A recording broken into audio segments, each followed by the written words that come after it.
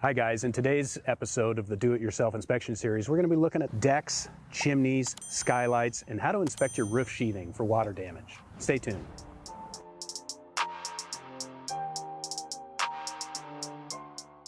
So we're doing a visual, just walking around looking at decks. This deck has pretty heavy staining on the corners of it, and then right in the middle. I would want to take a closer look at that if I had a step ladder to poke that, but I bet you this outside corner is pretty soft. I would note that on your maintenance plan to clean that up, make sure the wood's not rotten, and then repaint and recoat that. Okay, so what I'm looking at now is the back of the buildings. I see decks and I see a little roof bump out. I'm looking at chimneys. Let's take the deck. I see edge perimeter flashing going around, which is good. I see fascia mounted, meaning the posts are mounted into the side versus screwed down to the top. So I see fascia mounted posts. I see nice leg bolts in the posts. I see beams attached to their posts. Broad brush overview, I see railings and I see, good conditions. When I'm looking at the chimneys, I'm getting a lot more green and a lot more dirty. Granted, there's some trees here. All the way down, you can see darker chimneys, and especially darker at the chimney to roof location. So I would want to kind of jump up and see what that transition looks like between roof and chimney. Make sure there's good flashings there, make sure there's good waterproofing, and make sure the chimneys aren't leaking into the roof system. I can see this one as well. Two sets of buildings back to back. You can see again the dark edge of the bottom of the siding against the roof. So either that's capillary wicking, and so it's sucking up the water, but it's a good transition to maybe jump up there and take a look around. Okay, what I'm looking at now, back of the deck specifically, we can see we have a lot of dirt across the back edge. That's runoff, so we know it's sloped correctly. Of the metal flashings on the sides, meaning there is some metal edge flashing. That's good. Let's make sure it's integrated correctly, but we don't know that until we pull off siding. I see gutters and downspouts that are coming around and going into the gutter. Oftentimes they'll dump on the roof and then it washes away that lower roof. So this, even though it's a little ugly, it's nice that it comes into the gutter.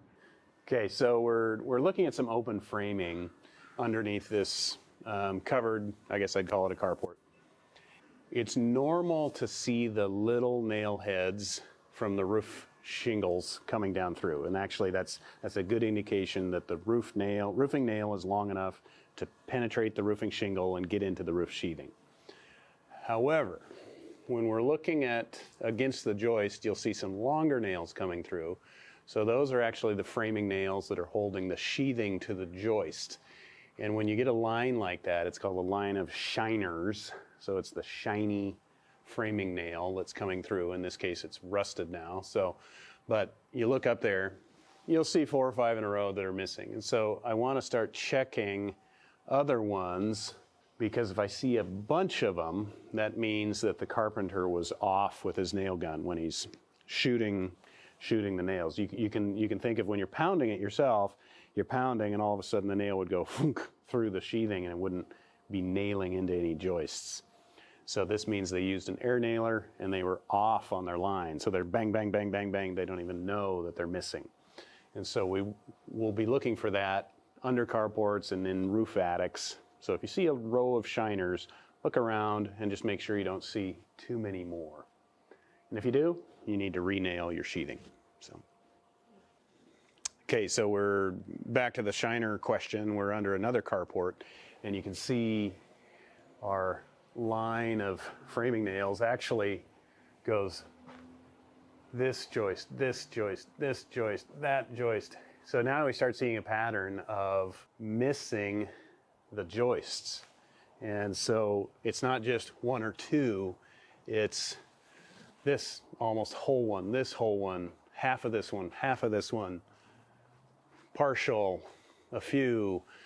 And so what happened was the carpenter probably measured out every 16 inches and was just a hair off and because he was using a pneumatic nail gun, didn't feel the lack of resistance.